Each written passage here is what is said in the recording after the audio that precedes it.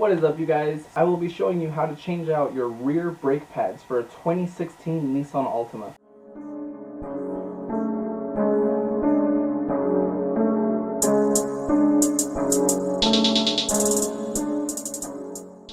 I've looked it up on YouTube and this and that, but I've only found like 2013, 2015, and then 2017.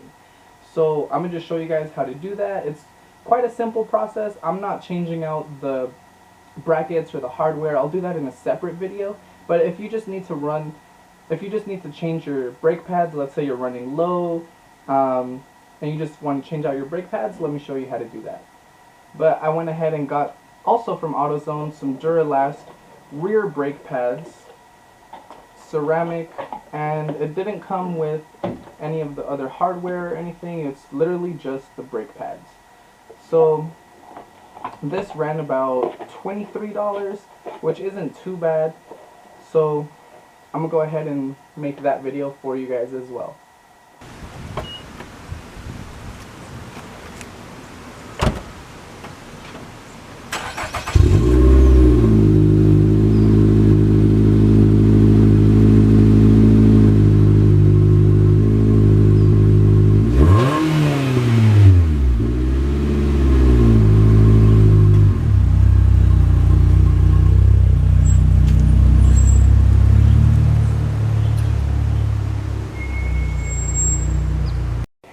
Alright, you guys, so here we are ready to do our rear brakes. Let me just show you the things that you'll be needing. You're going to need a jack, obviously, to lift up your car. Jack stands so that the car doesn't fall. I like using these for the front just as a precautionary measure. It's not optimal to use these, but it is an option, just so your car doesn't roll out into the street. And you're going to be needing your ratchet, your 14mm sockets. Got a 14. Your brake pads, something to remove the wheels. I don't have those fancy, like, I forgot what they're called, but I have this, and oh shit, I got you guys. But you're gonna need some gloves if you don't want to get your hands dirty. Also, don't forget you're going to need something to push in the calipers. I'm not too sure what this tool is called, but I will be using this in the video as well. One more thing that I almost forgot to mention that is very essential to changing your brake pads: make sure that you have brake grease, otherwise you're just going to change out the pads and they're going to continue squeaking. So I don't know about you guys, but I don't want to get these pants dirty, so we'll go ahead and take them off. Alright, so this is just for anybody who doesn't know. When you're jacking up your car, there is always going to be a pinpoint where you are able to jack it up safely and correctly without damaging the body panels or anything, damaging the side skirts.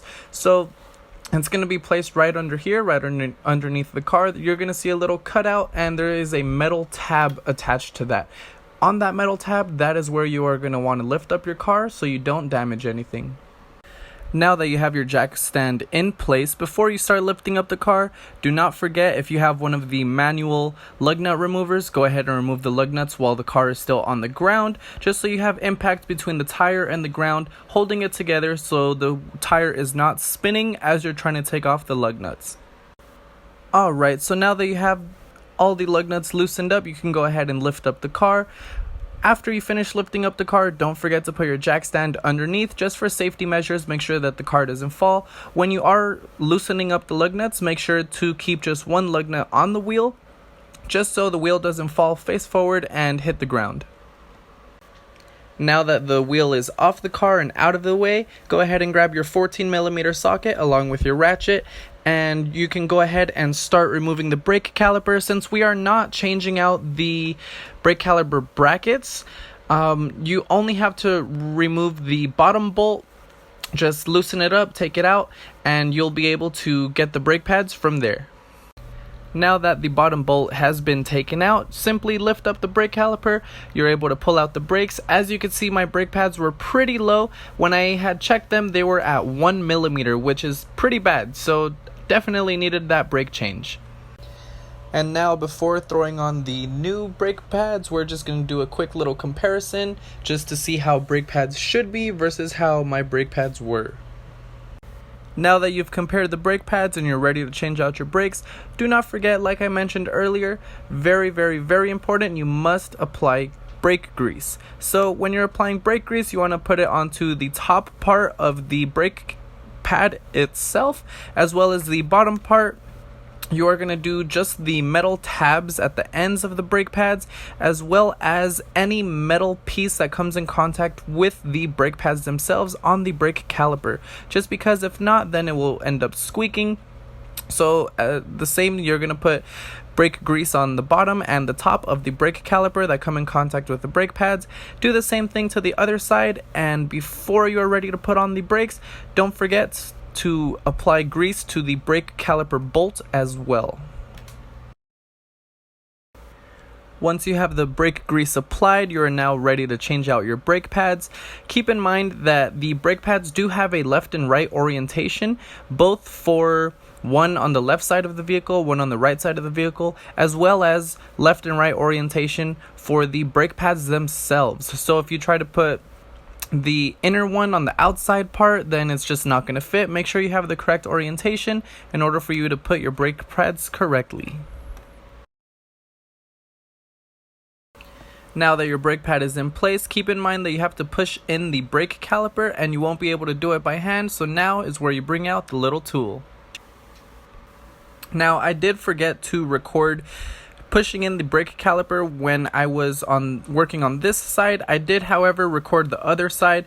I will show you guys this. It's the same concept. You just have to make sure that you push in the piston, otherwise the brake caliper will not close and you will not be able to put your wheel back on or tighten the bolts. So this is a very important step. If you are unable to push in the piston with just the tool, like what I did in this video, as you saw, I used my old brake caliper as leverage. I placed that against the tool and I just pressed it against the old brake caliper. That way I'm able to push in the brake caliper. Once that is pushed in nice and smooth, as you can see, you will be able to slide the brake caliper back into its place, allowing you to tighten down the bolt and getting ready for the final steps.